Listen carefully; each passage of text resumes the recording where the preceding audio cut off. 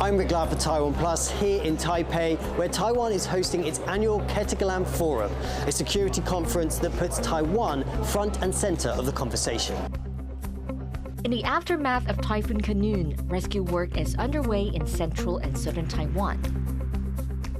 We're in southern Taiwan's Kaohsiung for an event remembering the Taiwanese who took part in World War II. Not for China, but for Japan. Plus, performers from Taiwan present their unique circus art at the Edinburgh Fringe.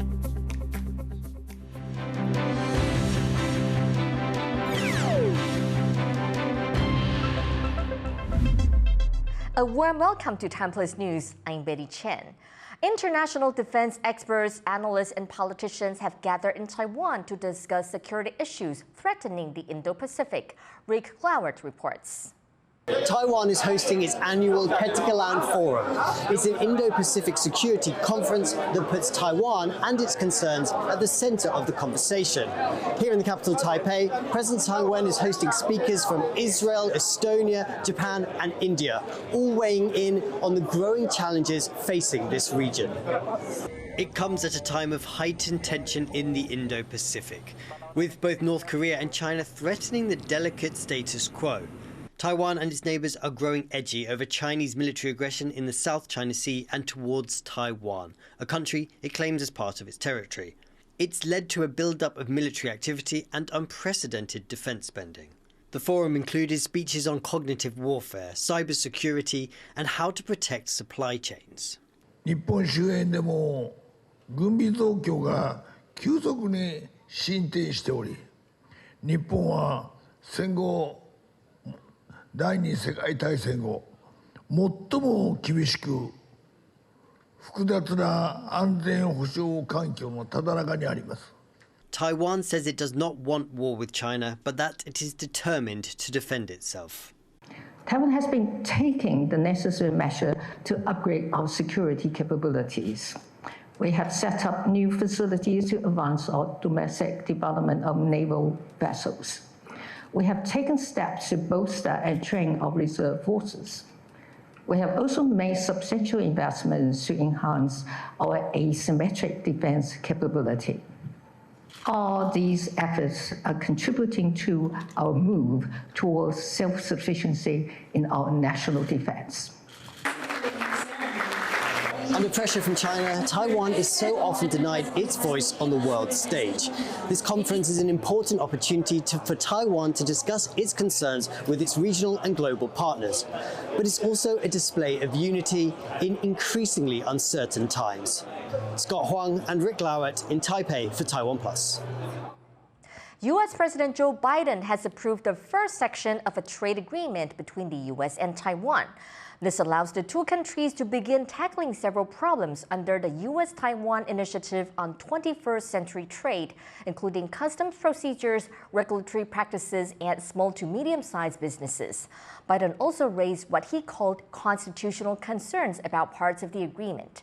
He said that sections that violate the U.S. president's authority to negotiate with the foreign partner would be treated as non-binding. In a statement Tuesday, Taiwan's foreign ministry thanked Biden for his support for improved trade and economic relations between the U.S. and Taiwan. North Korean hackers have breached a Russian missile developer. That's according to a report from Reuters. Citing data obtained by a U.S. cybersecurity firm, the report says North Korea hacked into Russian hypersonic missile developer NPO-MASH in late 2021. Those hackers were reportedly tied to North Korea's government. They breached private emails and entered the company's network. The report comes as North Korea pushes to further develop its ballistic missile program. Japan's defense network was hacked by Chinese cyber spies in late 2020. That's according to a report from the Washington Post.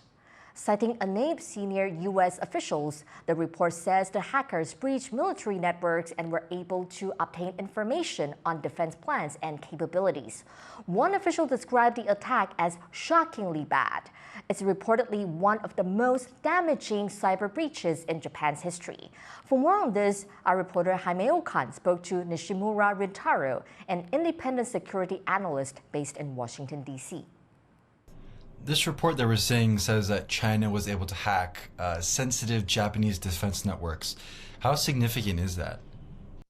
Well, it's very concerning, I think, because it's at least according to the reports, it's MOD's most sensitive database, which I would say is very concerning given Japan and China's relationship in the military aspect.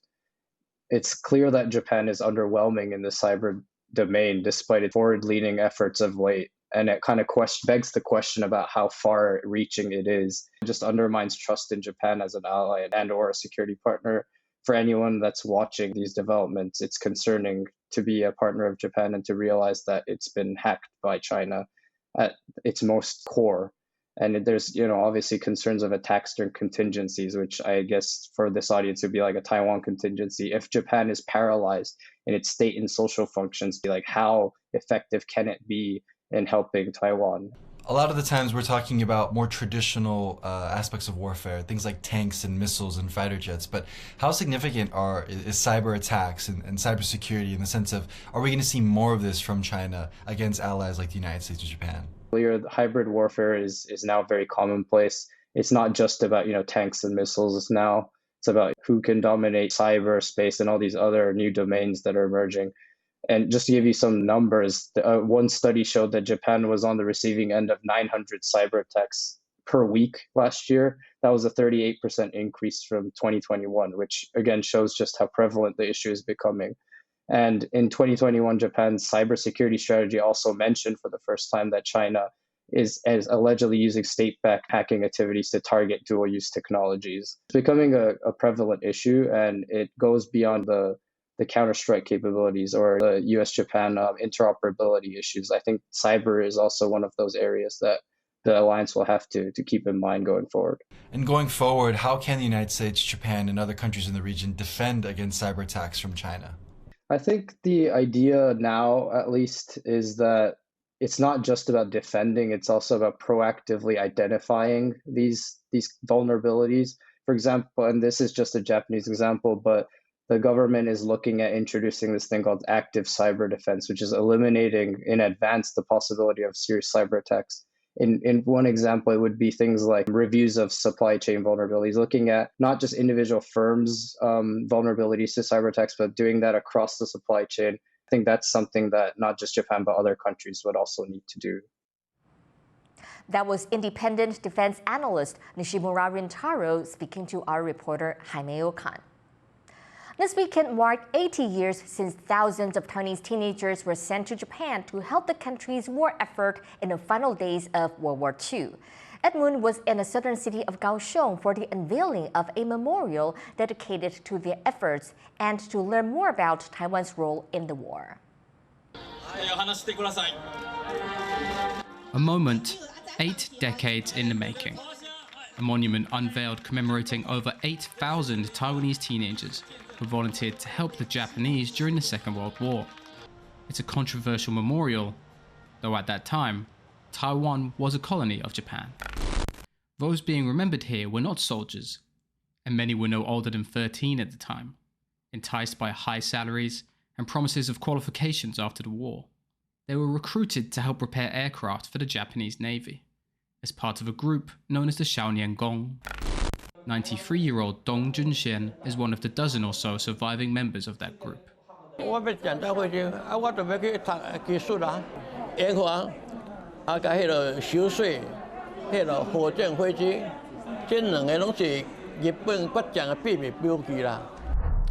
200,000 Taiwanese served the Japanese military during World War II, mostly in support roles like the Xiaoniangong, but 80,000 did see active combat. People in Taiwan who fought in the Second World War are often thought of as being overwhelmingly Chinese. Those who came here after the war received state pensions and national honors. But many Taiwanese actually fought for Japan as citizens of the Japanese Empire. And for decades, they received no recognition at all. Taiwan became a colony of Japan after China lost the First Sino-Japanese War in 1895. While there was plenty of Taiwanese resistance to the new rulers, by World War II, several generations of Taiwanese had already been educated as Japanese citizens. Many saw themselves as Japanese. But after the war, Taiwan was taken over by Chinese nationalists and the Republic of China, which at that point had been at war with Japan for nearly 10 years. That made it hard for Taiwanese who had served for the Japanese to talk about their experiences. 战争结束以后，政权转换，他们在日本是当少年宫，其实这后来的政权是属于敌对的关系，所以他们回到台湾以后，其实很多人不敢再去提起他们以前在日本的一些经验。The Japanese military was responsible for numerous atrocities across Asia during the war, and that legacy continues to cloud relations between Tokyo and its neighbors. But unlike in China and Korea, where anti-Japanese sentiment is common, many in Taiwan are much less hostile to the Japanese view of the war. 在1945年之前，台湾也就是日本人。国家有战争、有国难的时候，我们身为国民，是不是应该付出我们的一个力量，去对抗外国？美国、英国也是为了他们国家的这个理念而战争。那我们台湾跟日本也是为了国家的理念而战争。But far from being a consensus, there's also some resentment among Taiwanese of Japan's colonization and actions during World War II. Many of those in Taiwan's more China-friendly opposition party, the Kuomintang, or KMT, take a less favourable stance towards Japan, even as the father of the KMT's presidential candidate for 2024 was among the young volunteers who had repaired Japan's aircraft during the war. It's a complex and checkered history, with much not set in stone. But for the remaining dozen volunteers, this memorial is long overdue, marking a past of sacrifice and duty. Howard Zhang, Sam Hui, and Ed Moon for TaiwanPlus. Rescue efforts are wrapping up in central and southeast part of the country after Typhoon Kunun caused torrential rains and massive landslides. Harrell Hughes reports. Just days after Typhoon Kunun brushed Taiwan, repairs are underway in Nantou, central Taiwan, where torrential rains caused massive landslides and cracked roads. In Kaohsiung in southern Taiwan, landslides cut off hundreds of people in mountainous indigenous communities. 那由于这个地质是变质砂岩的地层，所以这巨石非常坚硬，难以打除。公务段也在增加工作面，希望可以再调派机具进来协助。 Back in Nantou, rescue workers helped the remaining people who were stranded get to safety. 54 people are still in hard-to-reach areas in Nantou, but the National Fire Agency says they are safe and are remaining there voluntarily. 要架绳索、游龙，大家考虑那个架设点的问题是不是安全，这个都在我们考虑之内，或者用从后山绕的方式，从另外一个区域下来。 The storm caused over $3 million worth of damage. Farmlands were washed away and agriculture destroyed.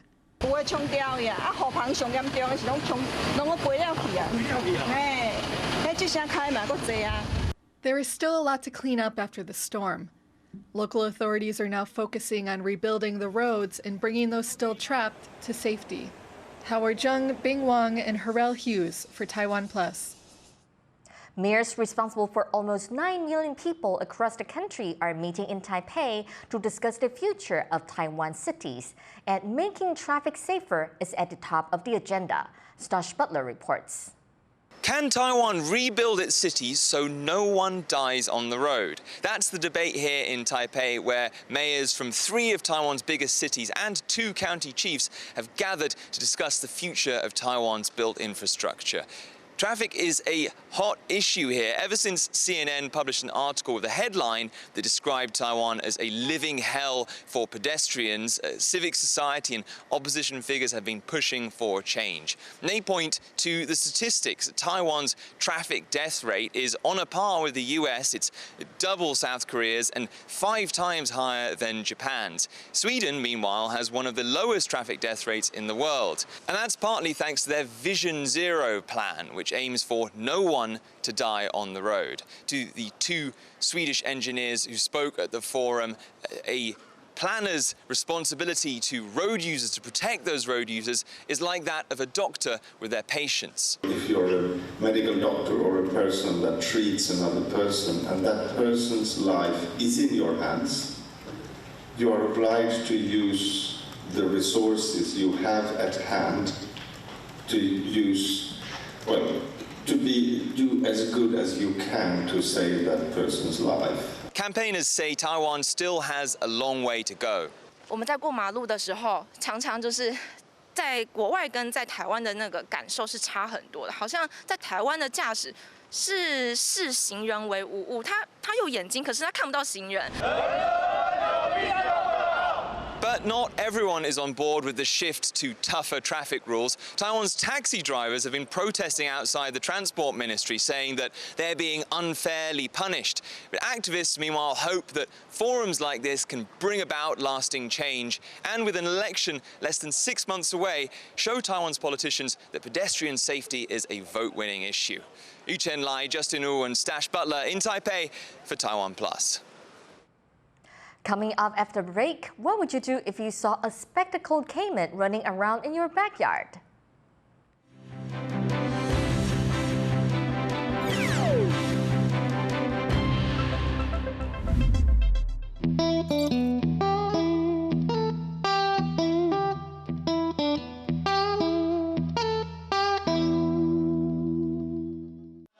For more stories from Taiwan and around the world, please download the TaiwanPlus app. You guys heard of TaiwanPlus, right?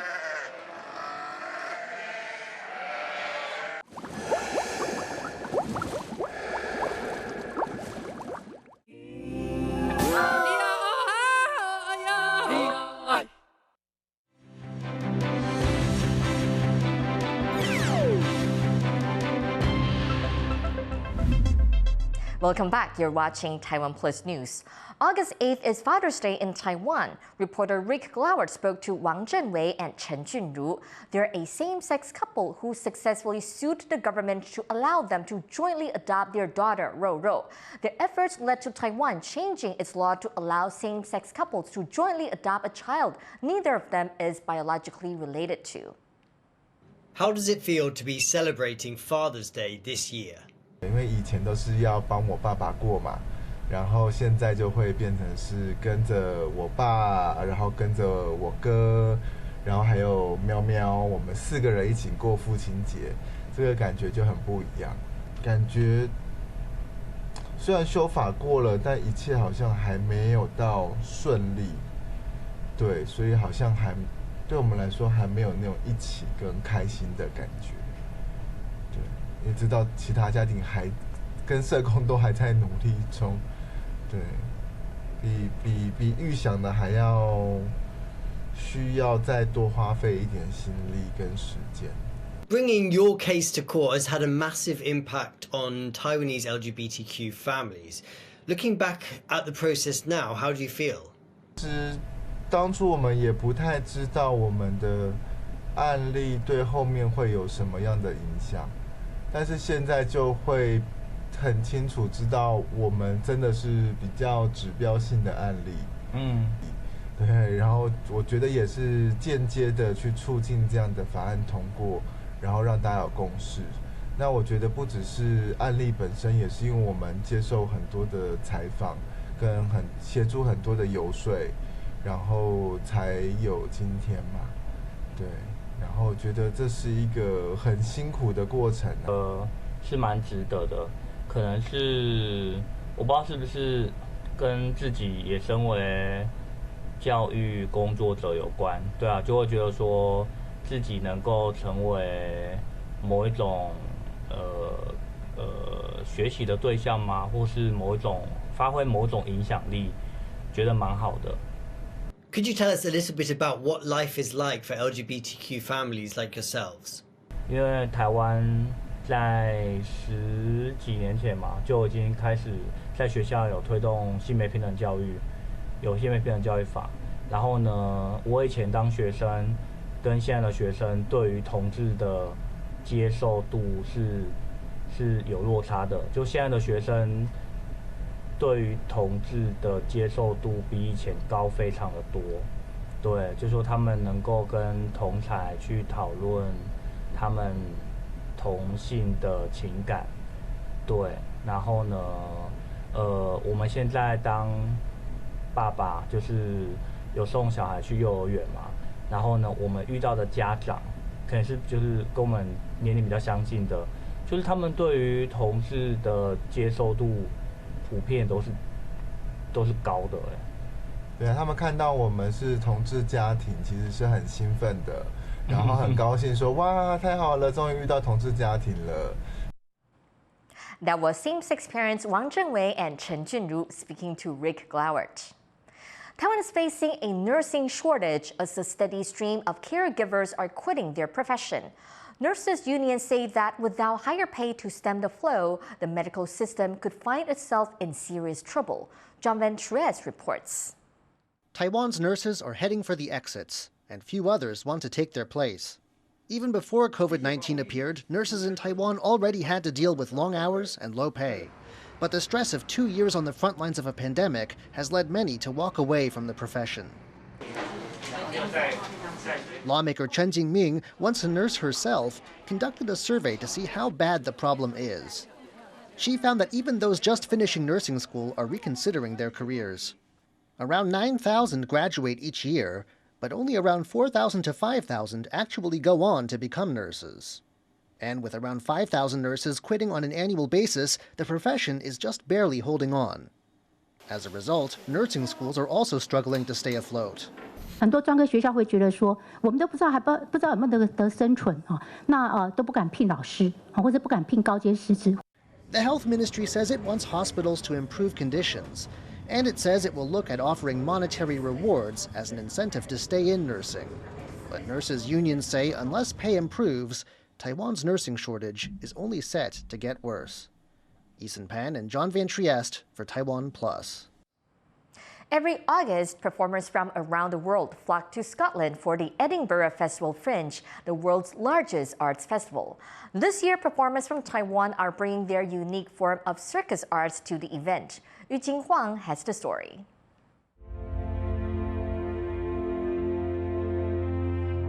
In the dark, light plays gently over the contours of these dancers' bodies, symbolizing an awakening of female consciousness.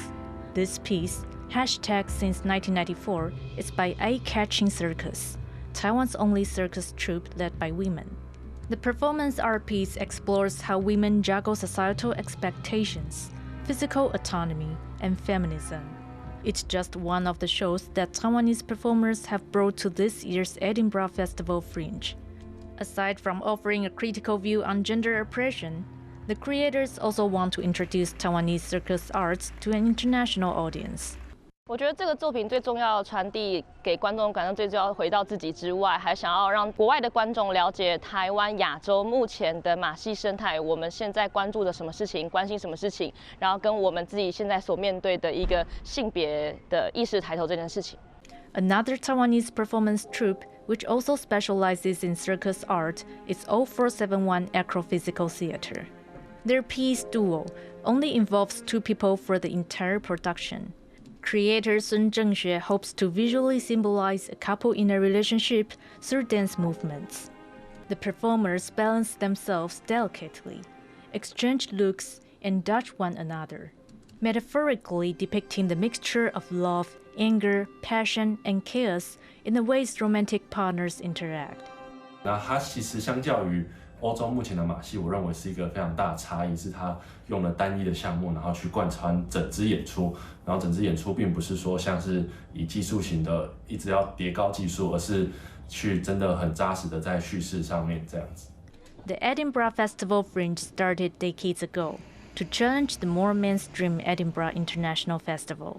Since then, the event has changed the performance arts world. With that success has come a huge rise in its popularity and prominence, meaning it's also become far more difficult for the thousands of shows staged there to find a speak and audience. But the spirit for the festival remains the same. And any artist can come to the city to try and find some new fans, including those performers from Taiwan who are there to share their circus skills and art forms with the rest of the world. An Qimao, Klein Wan, and Yu Jinhuang for TaiwanPlus. A spectacled caiman, which is a small species of crocodile, was spotted roaming in the streets in northern Taiwan recently. After being captured, the pocket-sized croc turned out to be a legal pet, which has now been returned to its owner. Sally Jensen has more. He might be a spectacled caiman, but this little guy did not escape the eyes of local residents in Sanxia, northern Taiwan. Native to Central and South America, he was somebody's escaped pet. This croc caused quite a shock, but people needn't worry, he's not aggressive.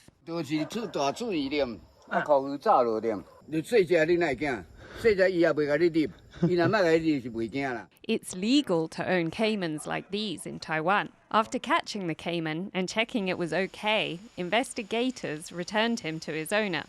But the owner also received a fine of almost $500 for letting his pet escape, and will have to attend 3 hours of croc care classes. And now that this snappy-go-lucky caiman is safe and sound, it's hoped there'll be no more escapes from this bite-sized fella. Patrick Chen and Sally Jensen for TaiwanPlus.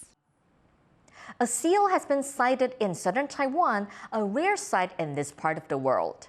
It's unclear where the animal came from or how it got to Taiwan, but some biologists suspect it was a pet that's been abandoned due to the high cost of care.